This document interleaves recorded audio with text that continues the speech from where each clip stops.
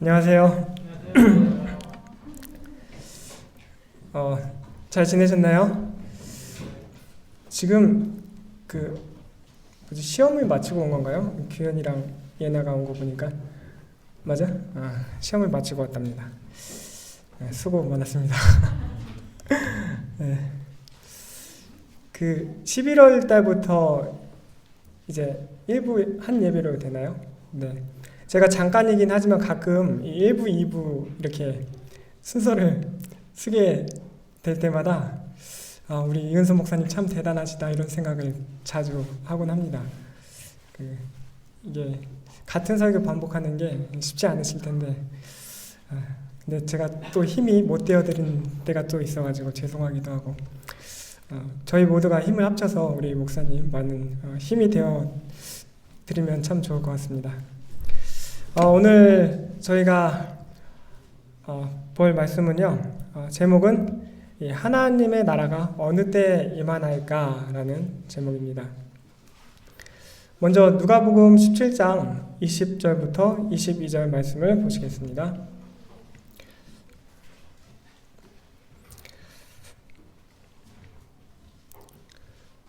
제가 성경절을 준비해와서 성경절 피고 보셔도 되고 편하신 대로 하시면 좋을 것 같습니다. 20절입니다. 바리새인들이 하나님의 나라가 어느 때에 임하나이까 묻거늘 예수께서 대답하여 가라사대 하나님의 나라는 볼 수 있게 임하는 것이 아니요 또 여기 있다 저기 있다고도 못하리니 하나님의 나라는 너희 안에 있느니라.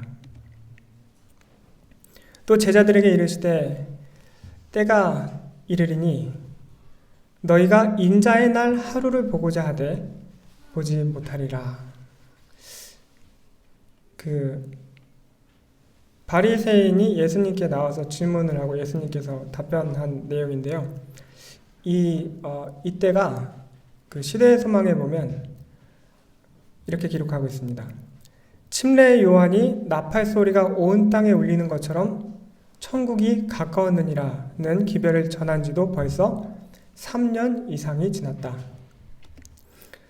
그러나 아직도 바리새인들은 왕국이 설립되었다는 아무런 증거를 보지 못하였다. 요한을 거절하고 매 발걸음마다 예수를 반대한 많은 사람들은 예수의 사명이 실패했다고 암시하고 있었다.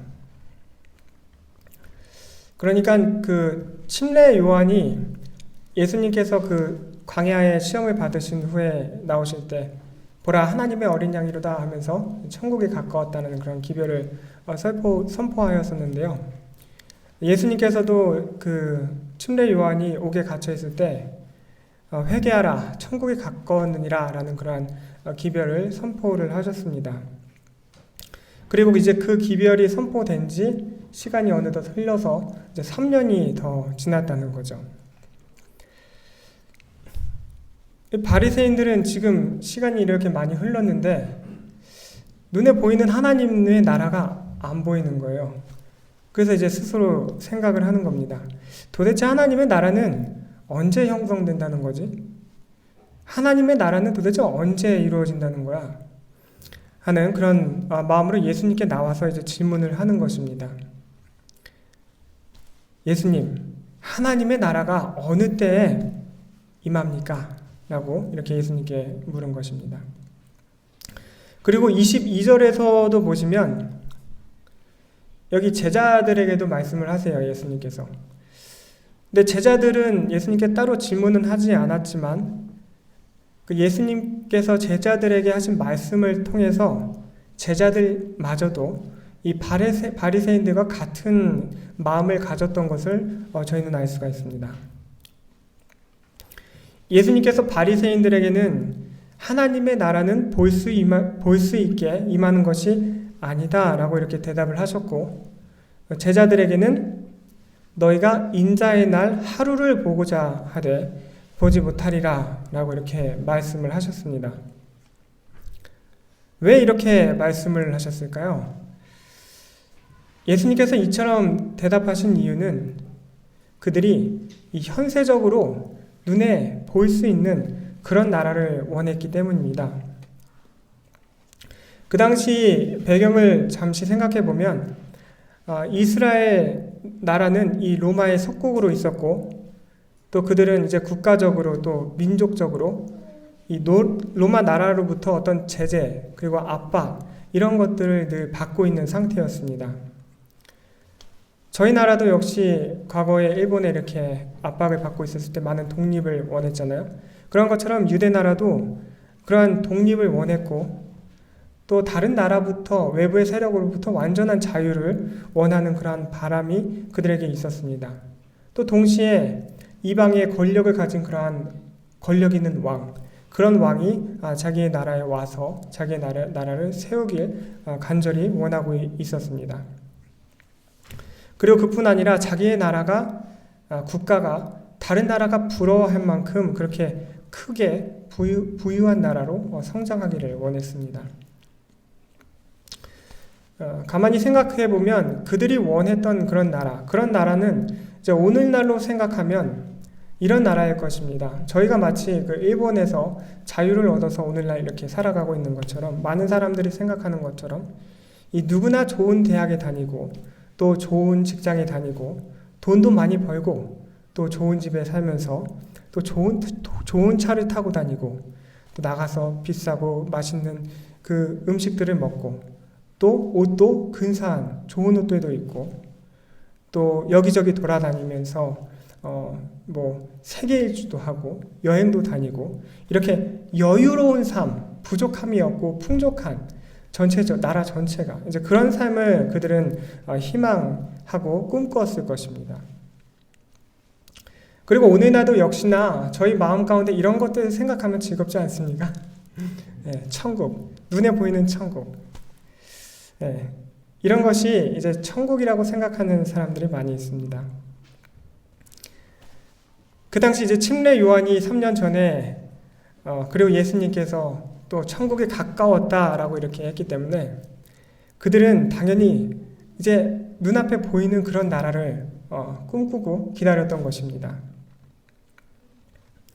그들은 그렇게 자신의 처지가 지금보다 조금 더 나은 처지로, 환경도 더 좋은 환경으로 그렇게 변화되기를 희망했고, 그런 왕국이 이 눈으로 볼 수 있기를 그렇게 희망을 하고 있었습니다. 그리고 그들뿐만 아니라 바리새인만이 아니라 하물며 예수님의 제자들까지도 그 인자의 날 하루, 눈에 보이는 그 날, 눈에 보이는 그 왕국이 세워지는 그 날 하루를 이렇게 보고자 했던 것입니다. 그들은 예수님과 늘 함께 있었고 예수님의 임재가 그들과 함께 있었지만 같은 장소에서 다른 생각, 같은 장소에서 다른 마음을 그렇게 가지고 다른 꿈을 가지고 살고 있었던 것입니다. 예수님의 제자들은 저희가 잘 아시다시피 이 3년 이상 예수님과 함께 같이 밥도 먹고 같이 잠도 자고 또 같은 공간에서 머물면서 산도 다니고 바다도 다니고 마을도 다니고 또 거리도 돌아다니면서 또 예수님께서 설교하시는 그 회당에도 같이 있고 또 집들을 다니면서 예수님께서 하시는 모든 일들을 보고 예수님의 말씀을 듣고 했던 그런 사람들이었습니다. 그런데 놀랍게도 그럼에도 불구하고 하물며 예수님의 제자들까지도 하나님의 나라를 그들 가운데 예수님께서 세우고 계시다는 그 사실을 발견하고 깨닫기는 너무나 더디고 느렸던 것입니다. 대부분의 유대인들처럼 이 제자들도 마음이 너무 둔하고 어두워서 이 세상 나라를 꿈꿨기 때문입니다. 그래서 예수님께서는 제자들에게 말씀하시기를 22절에 너희가 인자의 날 하루를 보고자 하되 보지 못하리라 라고 말씀하신 것입니다. 어찌 보면 저희가 인자의 날이라고 생각하면 재림의 날, 인자의 날 하루는 보지 않을까라고 그런 생각을 할 수가 있을 것 같습니다. 하지만 여기 말씀은 예수님의 그 재림의 구절과는 좀 모순되는 것처럼 보여집니다.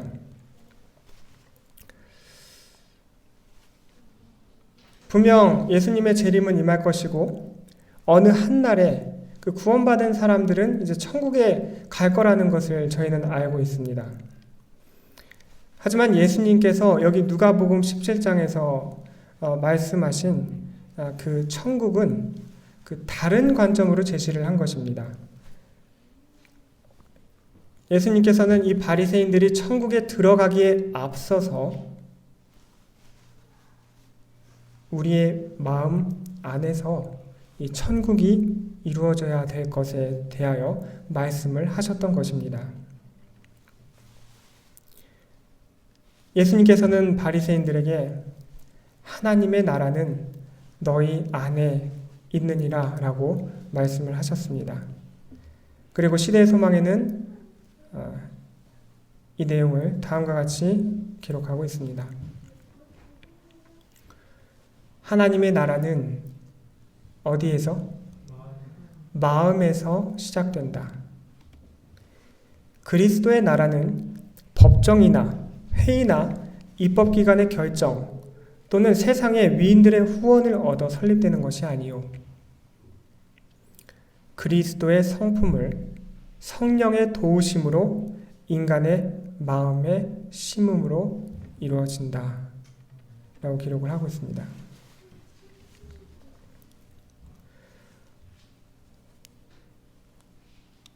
하나님의 나라는 예수님께서 말씀하시는 것처럼 그리고 이 시대 소망에 기록되어 있는 내용처럼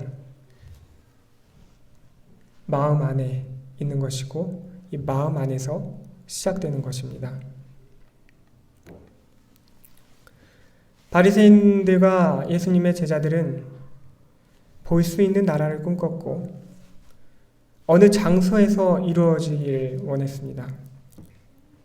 하지만 하나님의 나라는 볼 수 있는 것도 어느 장소에 있는 것도 아니고 또 어느 한 날에 그렇게 일어나는 것이 아니라고 예수님께서는 말씀하고 계신 것입니다. 그래서 예수님께서는 바리새인들과 제자들에게 하나님의 나라는 볼 수 있게 임하는 것이 아니다. 하나님의 나라는 여기 있다. 혹은 저기 있다고도 못한다. 또한 너희가 하나님의 나라 한 날을 하루를 보고자 하되 보지 못할 것이다. 라고 말씀을 하신 것입니다. 하나님의 나라는 너희 마음 안에 있느니라. 즉 하나님의 나라는 마음에서 시작되고 마음에서 이루어진다는 것입니다. 그 당시 대부분의 유대인들은 그들의 눈에서 번쩍이는 세상 왕국을 보기를 원했습니다. 하지만 하나님의 나라는 그들이 생각하는 것처럼 그렇게 요란한 것도 번쩍이는 것도 마음에 황홀함을 주는 것도 아닌 것입니다. 그것은 눈에 보이는 그런 번쩍인 그러한 화려한 그런 나라가 아닌 것입니다. 그것은 외부에서 오는 어떤 환경이라기보다는 바로 우리 마음 안에서 우리 마음 속에서 우리 마음으로부터 성령을 통하여 그리스도의 품성이 심어지면서 시작되는 것입니다.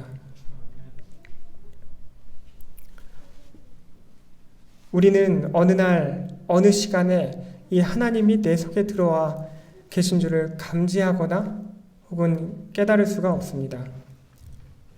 하나님의 나라는 어느 한 날에 이루어지는 것이 아니라 그리스도를 자신의 구주로 영접한 사람들에게 조용히 그리고 끊임없이 역사하는 하나님의 활동이기 때문입니다.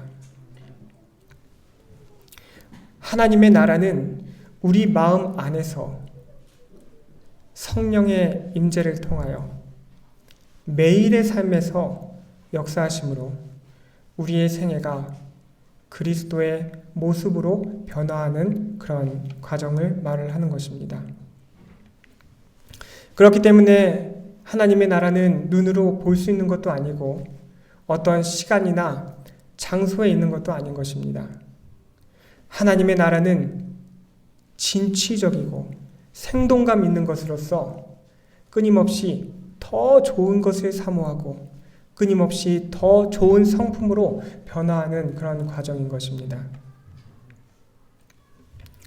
하나님의 나라는 우리의 생각의 변화, 마음의 변화, 그것을 말하는 것이며 삶의 목표와 목적, 동기까지도 변하며 그동안에 지었던 죄된 습성들을 버리고 전혀 새로운 어떤 욕망과 새로운 욕구, 더 좋은 무엇을 갈망함으로 시작되는 것입니다. 그것은 세상이 줄 수 있는 그 무엇도 아니며 나 자신의 노력으로 만들어낼 수 있는 그 어떤 것도 아닙니다.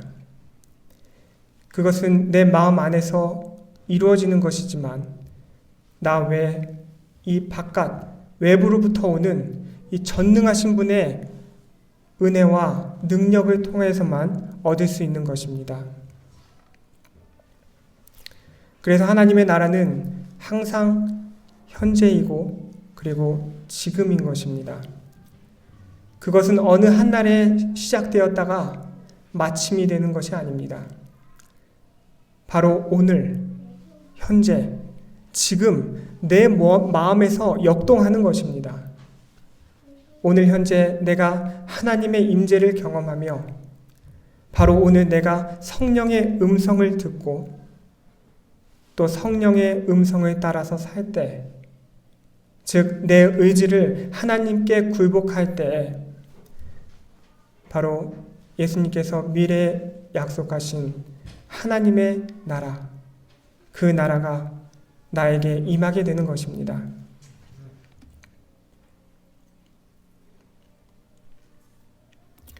다 같이 한번 읽어보시겠습니다. 시작.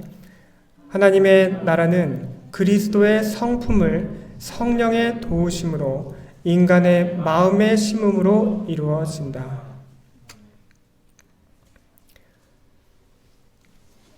그리스도의 성품을 성령의 도우심으로 인간의 마음에 심음으로 이루어진다 라고 기록하고 있습니다.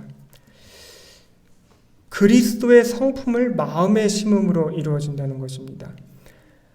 여기 하나님의 성품에 대해서, 그리스도의 성품에 대해서 묘사하고 있는 성경적 몇 가지를 좀 보시겠습니다. 출애굽기 34장 6절에서는 이렇게 묘사하고 있습니다. 자비롭고 은혜롭고 노하기를 더디하고 인자와 진실이 많은 하나님이로다. 또 마태복음 11장 29절에서는 나는 마음이 온유하고 겸손하니 라고 예수님께서 말씀을 하셨습니다. 그리고 요한일서 4장 16절에서는 하나님은 사랑이시라 라고 기록을 하고 있습니다. 그래서 저는 이 그리스도의 성품 중에 이 사랑에 좀 초점을 맞추길 원합니다. 왜냐하면 이 사랑이 많은 덕목들을 포함하고 있기 때문입니다. 로마서 13장 10절에서도 보시면 사랑은 율법의 완성이니라 라고 기록을 하고 있습니다. 또 고린도전서 13장 13절에서도 그런즉 믿음, 소망, 사랑 이 세 가지는 항상 있을 것인데 그 중에 제일은 사랑이라 라고 기록하고 있습니다. 이뿐만 아니라 그 각 시대의 총서 마지막 부분에 그 678쪽에서는 이렇게 기록하고 있습니다. 가장 작은 원자로부터 가장 큰 세계에 이르기까지 만물은 생물계와 무생물계를 막론하고 조금도 흠이 없는 아름다움과 완전한 기쁨으로 하나님은 사랑이시라고 선포한다. 하나님은 사랑이시라고 선포한다라고 기록하고 있습니다.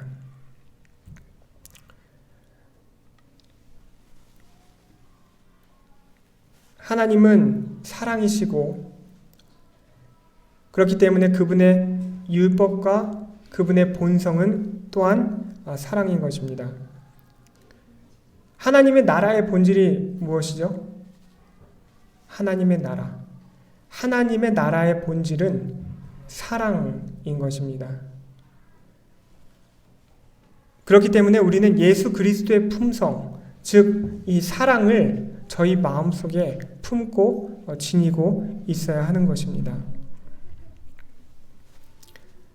비로소 예수님의 품성을 마음에 지닐 때 그 사람은 마음의 평화와 자유와 기쁨과 행복을 누릴 수 있고 그 사람이 비로소 이 천국을 경험할 수 있게 되는 것입니다. 근데 사랑하면 예전에 제가 대학을 다닐 때 사랑은 무엇이라고 생각하나요? 그랬을 때 대답을 못 했었는데요.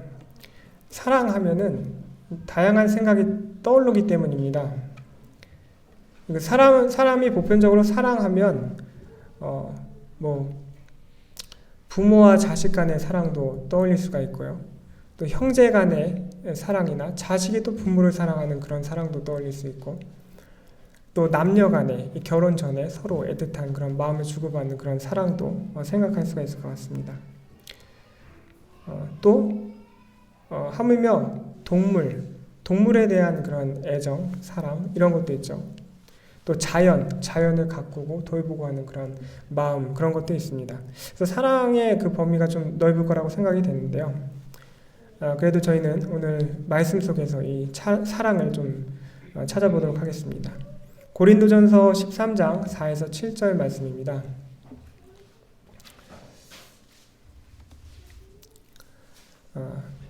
사랑은 오래 참고 사랑은 온유하며 시기하지 아니하며 사랑은 자랑하지 아니하며 교만하지 아니하며 무례히 행하지 아니하며 자기의 유익을 구하지 아니하며 성내지 아니하며 악한 것을 생각하지 아니하며 불의를 기뻐하지 아니하며 진리와 함께 기뻐하고 모든 것을 참으며 모든 것을 믿으며 모든 것을 바라며 모든 것을 견디느니라. 성경에서는 이처럼 사랑에 대해서 사랑은 이라고 하면서 사랑에 대한 정의를 내리고 있습니다. 사랑은 이런 거야. 그 제일 첫 번째 덕목이 무엇이죠? 오래 참고라고 말씀하고 있습니다. 우리 성도님들은 오래 참는 게 잘 되시나요? 그러니까 어떤 사람이 까닭없이 나를 무시하거나 경멸하거나 시비를 걸 때 혹은 내가 하지도 않은 말에 대해서 또 내가 하지도 않은 일에 대해서 누명을 씌우거나 억울한 일을 당하게 할 때 또는 내 생각과 다른 의견을 내놓는데 그것을 불쾌하게 내놓고 나를 반대할 때 우리 성도님들 잘 참아주시나요?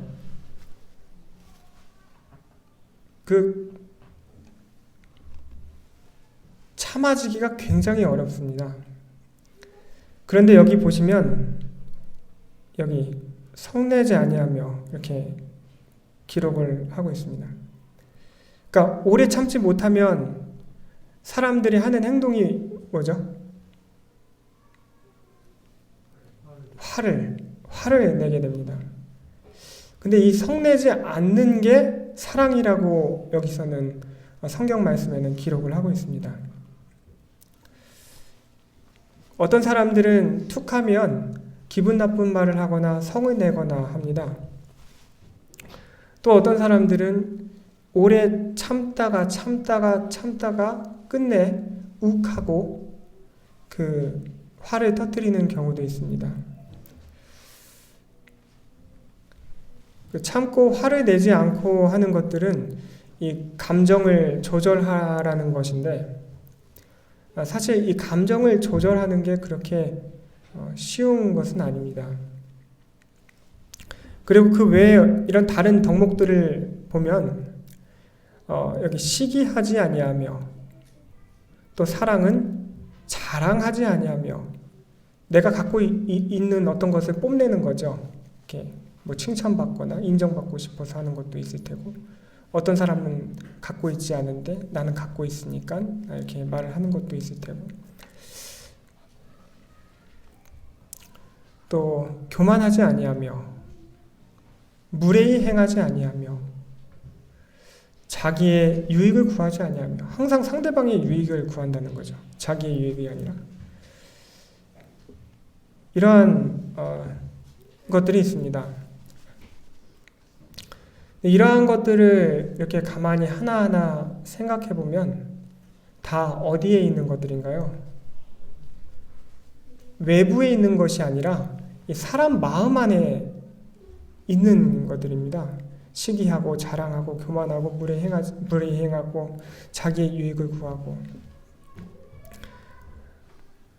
저희가 이제 삶을 살면서 마치 거미줄처럼 좀 복잡하지만 사람과 사람이 다 얽혀서 섞여서 지내고 살아갑니다.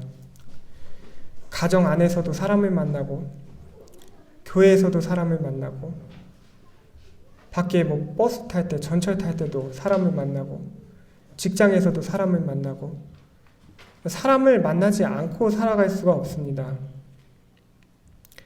근데 살면서 내가 듣고 싶지 않은 어떤 말들을 또 들을 수밖에 없는 또 상황에 처하기도 합니다. 그러면 그럴 때 바로 우리의 감정이 건드려지고 우리 내부에 있던 이러한 좋지 않은 그러한 감정들이 표출되기도 합니다. 그런데 이런 감정을 잘 컨트롤하고 온유를 나타내고, 그럴 때 자기의 유익을 구하지 않고, 화가 날 때 무례히 행하지 않고, 교만하지 않고 겸손을 나타내는 그런 것들, 이러한 것이 성경에서는 사랑이라고 지금 말을 하고 있는 것입니다.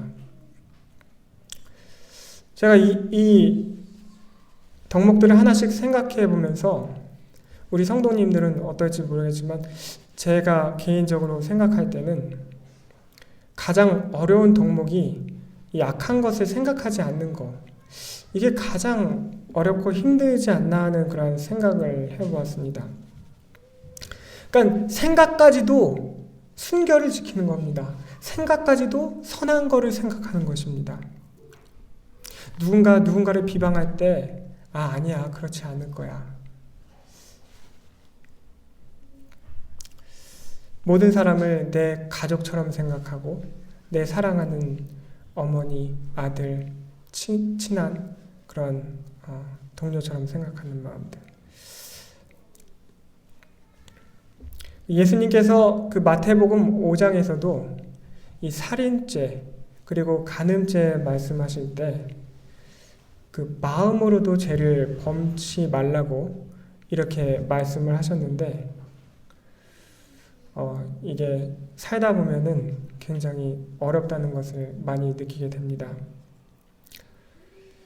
사람은 또 어떤 작은 행동 속에서 누군가의 인정을 받거나 또 칭찬을 받거나 또 자신이 잘한 게 있으면 선하다고 생각하고 의롭다고 생각하고 자랑하고 싶은 그런 욕구도 일어나고, 자신이 선한 줄 생각하고 이렇게 착각 속에 살아가기도 하는데, 저희가 사실 이 성경의 말씀 하나하나를 자세히 들여다보면 이 세상에 의인은 없고 선한 사람은 하나도 없다는 것을 발견하게 됩니다. 하물며 나조차도 선을 행하면서 그 마음이 얼마나 악한지를 보게 됩니다.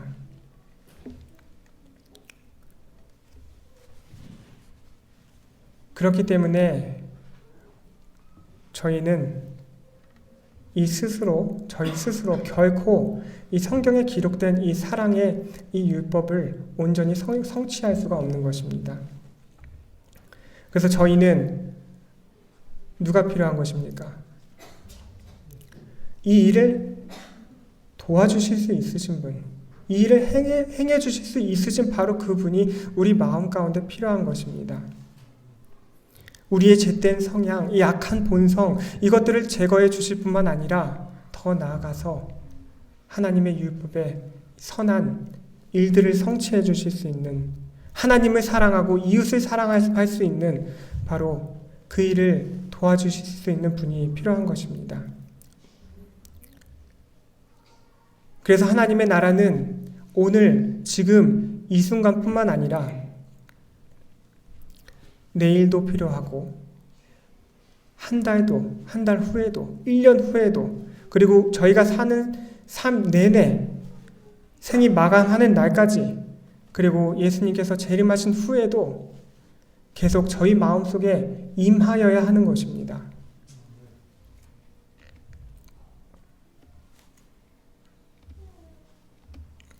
같이 한번 읽어보시겠습니다. 시작. 그 이름이 임마누엘이라 하리라. 마태복음 1장 23절 말씀인데요. 정말 위대하고 또 감사한 약속입니다. 그 이름이 임마누엘이라 하리라. 그 뜻은 하나님이 우리와 함께 계시다.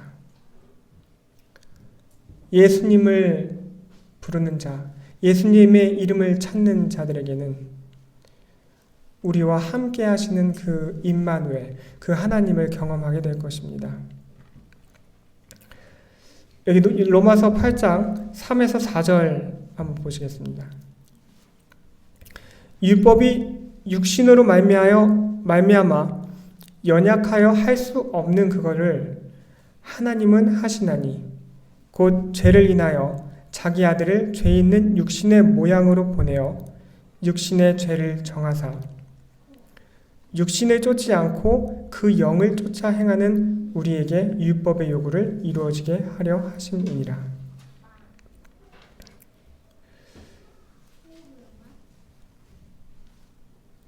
육신으로 말미암아 연약하여 할 수 없는 그것을 누가 하신다고요? 하나님은 하시나니 라고 기록을 하고 있습니다. 신무교원 333쪽에서는 이렇게 기록을 하고 있습니다. 다 같이 한번 읽어보시겠습니다. 시작. 사람의 의지와 하나님의 뜻이 협력할 때에 그것은 전능한 것이 된다. 하나님께서 하라고 명령하신 것은 무엇이든지 그분의 힘을 의지하여 이룰 수 있다. 그가 명령하는 모든 것은 다 할 수 있는 것들이다. 사람은 할 수 없습니다. 그건 진리입니다. 근데 어떤 사람은 할 수 있다고요? 사람의 의지와 하나님의 뜻이 협력하는 사람. 그런 사람들은 이 전능한 이 하나님의 힘을 받아서 하나님께서 하라고 하시는 바로 그것을 할 수 있다는 것입니다. 성경에 기록된 네 이웃을 내 몸과 같이 사랑하라. 사랑은 오래 참고 온유하며 시기하지 아니하며 무례히 행치 아니하며 이러한 모든 것들을 하나님 안에서 이룰 수 있다는 것입니다. 저희 모두가 우리 예수님 정말 너무나 단순해서 어떨 때는 생각하지 못한 순간들이 있는데 너무나 단순하지만 정말 확실한 이 약속을 모두 믿으시기를 간절히 바랍니다. 좀 시각을 전환해서 사도 바울이 간증한 내용을 잠깐만 살펴보겠습니다. 고린도후서 11장 23절부터 27절 내용인데요. 사도 바울은 이렇게 기록을 했습니다. 저희가 그리스도의 일꾼이냐 정신없는 말을 하거니와 나도 더욱 그러하도다. 내가 수고를 넘치도록 하고 옥에 갇히기도 하고 더 많이 하고 매도 수도 없이 맞고 여러 번 죽을 뻔하였으니 유대인들에게 40에 하나 감한 매를 5번 맞았으며 3번 태장으로 맞고 1번 돌로 맞고 3번 파선하는데 1주야를 기품에서 지냈으며 여러 번 여행의 강의 위험과 강도의 위험과 동족의 위험과 이방인의 위험과 시내의 위험과 광야의 위험과 바다의 위험과 거짓 형제 중에 위험을 당하고 또 수고하며 애쓰고 여러 번 자지 못하고 줄이며 목마르고 여러 번 굶고 춥고 헐벗었노라. 저희가 잘 아시다시피 사도 바울은 매우 위대한 선교가였습니다. 그는 고린도후서 11장의 말씀처럼 이 하나님의 영광을 위하여 선교를 위하여 자신의 몸과 마음을 다 바쳐서 일한 사람입니다. 그는 선교를 하면서 배가 고팠고 선교를 하면서 추웠고 사람들에게 조롱과 핍박을 당하고 또 고통을 당하였고 그것들을 힘들지만 늘 감내해야 했던 그러한 사람이었습니다. 그런데 그가 고백한 또 하나의 말씀이 있습니다.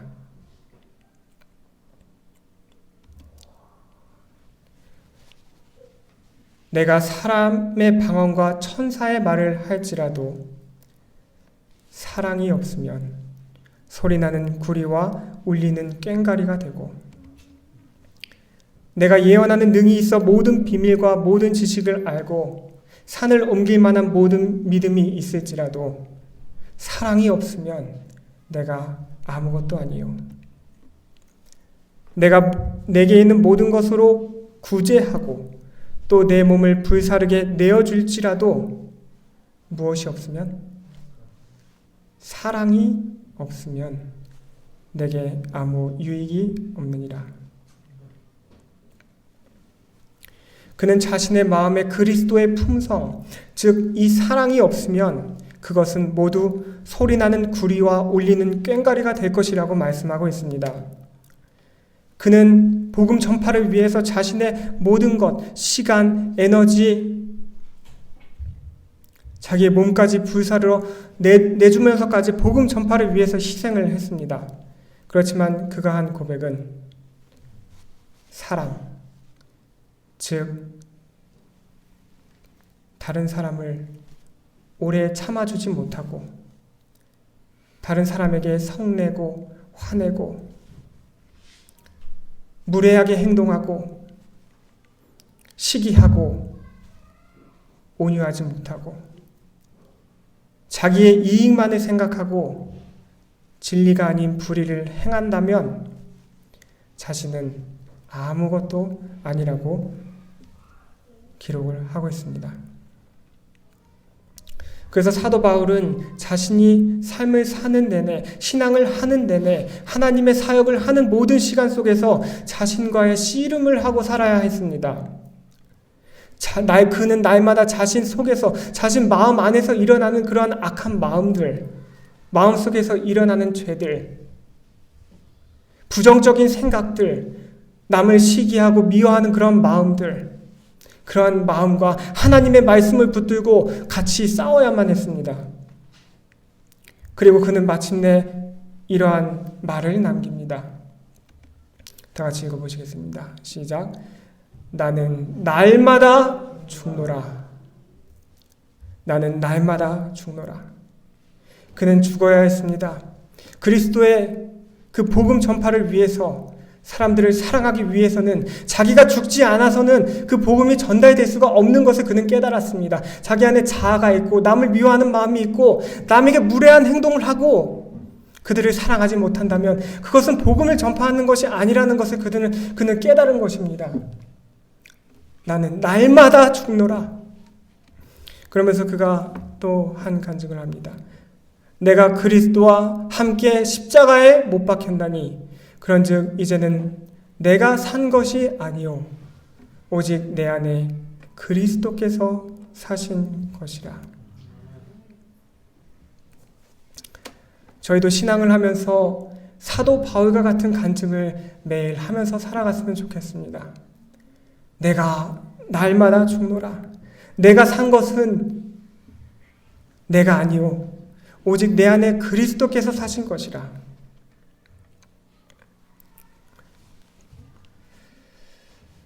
이러한 간증이 날마다 삶에서 이루어지는 사람들, 이러한 사람들은 혹시 이 세상을 살면서 어두움이 보일지라도 그들은 빛을 발견할 것입니다.